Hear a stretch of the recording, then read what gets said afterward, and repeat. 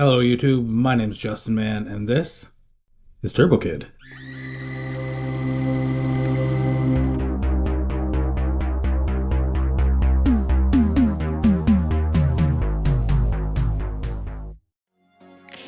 Turbo Kid is a 2015 Canadian post-apocalyptic science fiction horror comedy that takes place in the 90s as a love letter to 80s pop culture.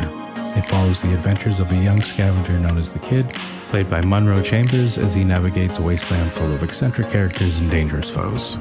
The film transports viewers into a retro-futuristic world filled with creative costumes, inventive gadgets, and a killer soundtrack, which just makes the whole movie feel like an enjoyable ride. Directed by RKSS, a Canadian trio also known as Roadkill Superstars, with a $60,000 budget, and a synth-heavy soundtrack composed by the Montreal band Lamatos that perfectly complements the retro-futuristic setting, enhancing the film's energetic pace while adding an extra layer of nostalgia for the era of VHS tapes, arcade games, and comic books.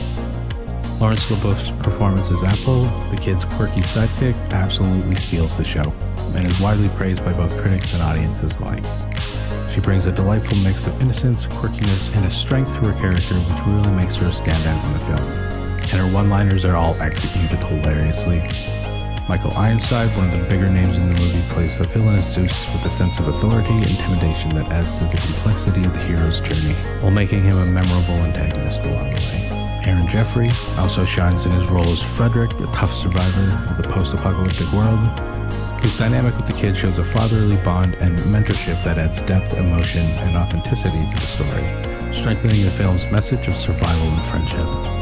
Turbo Kid does a really good job of blending horror, comedy, and heart. The majority of the gore is really silly and over the top, which actually makes it an easy watch for people who are not really into horror movies, because it's so obviously fake that it just doesn't make you feel uncomfortable throughout most of the film, while also telling a charming story about friendship and heroism with a few heartfelt moments along the way.